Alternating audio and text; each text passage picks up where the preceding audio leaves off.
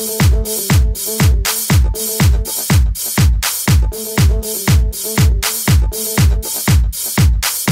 folks, welcome back to our channel again. We all seem like we require an intermission from the coronavirus, but traveling on holiday through a pandemic is far from honest. Such as if it's indeed feasible. Is it okay to fly off with the family?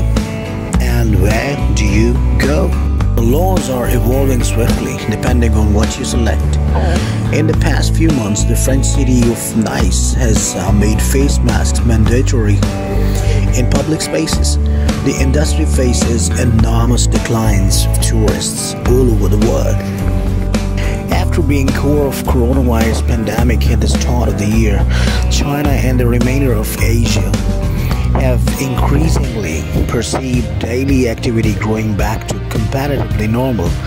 Nevertheless, one area is anticipated to take long drawn to improve, and that is the travel industry. International travel has plunged with numerous border restrictions yet in place across the earth. According to World Tourism Organization, throughout Q1 of 2020, the pandemic prompted a 35% reduction in tourist visitors in the Asia-Pacific zone. It foretells that the disaster could create a global annual deterioration of between 60 to 80%. Alright, we give you an example here. Talking at a Euronews discussion, Chief Executive of China's most comprehensive online travel company, Trip.com Group, which owns Trip.com, Skyscanner, Ctrip, and Cooner, analyzed the circumstances to nearly similar to battling a war.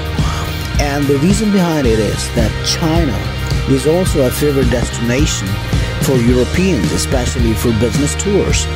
And according to Eurostat in 2018, EU hotels, other forms of visitors, accommodation recorded nearly 22 million nights spent by tourists in China, which is almost 5 times more than the figures released 10 years ago. Complicated situations and difficult times. Another Asian tourist hotspot such as Sri Lanka, which owns countless beaches, has also taken a hard blow from the pandemic. Tourism generated about 500,000 jobs in Sri Lanka and considered for 5% of GDP. In 2018, there were nearly 2.3 million international tourist arrivals to the country, said Parami Fernando, head of media and communications at Sri Lanka Tourism. She continued that since April, there had been almost zero international tourists, which has brought a shock to the country's economy. Focus on domestic travel. The borders for the moment sealed among Europe and most Asian countries, and many flights are restricted. The aviation and travel industry in China and Asia has had to concentrate on the travel market at home. Good news. Many countries, including Europe, have eased down restrictions a bit and opened their doors to tourists. Spain, for example, was one of the most affected during the pandemic. And because Spain is one of the most visited places in Europe when it comes to tourism, the good news is that it has started accepting tourists, but with precautions and warnings. And remember that the laws are always created to have only one thing in mind: public safety.